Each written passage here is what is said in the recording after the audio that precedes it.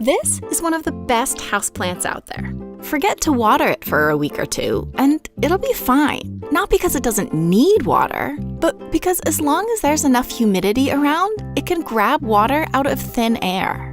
A power this plant has because of where it would live if it weren't on your windowsill. Since the forest floor can be a dark and sometimes crowded place, some plants have evolved to grow on prime, unused real estate, on other plants. But living far from the soil creates challenges, like how to get water. So plants on plants, which scientists call epiphytes, have evolved lots of ways to grab and store different types of moisture they do have access to, like falling rain, the streams that trickle down a tree's bark, even fog suspended in the air around them.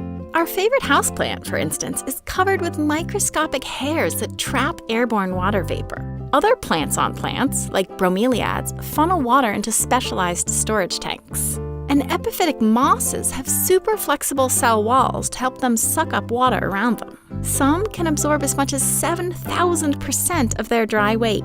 For a comparison, a good kitchen sponge can only absorb a tiny fraction of that.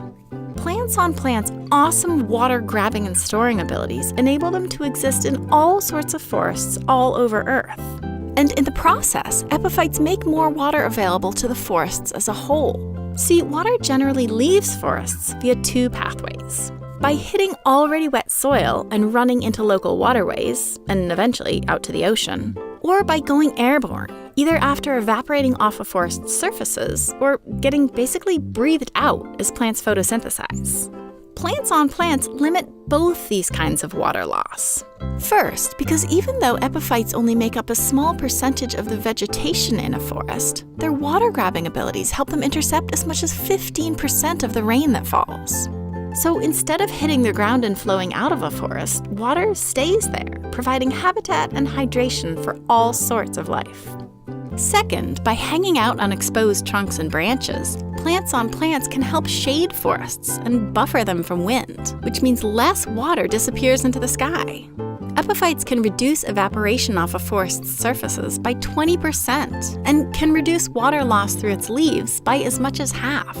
Plus, they can intercept some of the water that does go airborne and slurp it up themselves. By keeping water cycling through the forest, rather than leaving it, plants on plants can make it possible for super thirsty types of plants to grow, and can help forests thrive even during dry spells. What's more, concentrated moisture can supercharge clouds above forests. In other words, plants on plants can help make it rain, which is weird for plants that can survive without getting watered in the first place.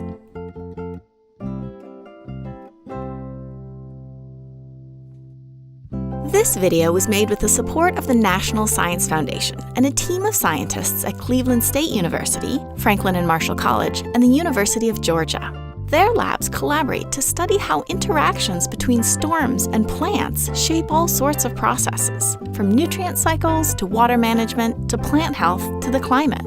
These storm-plant interactions are a big deal. They're estimated to save us humans tens of millions of dollars each year, and the information coming out of these labs is helping us not only understand how these interactions work, but also what might happen to them in a changing world.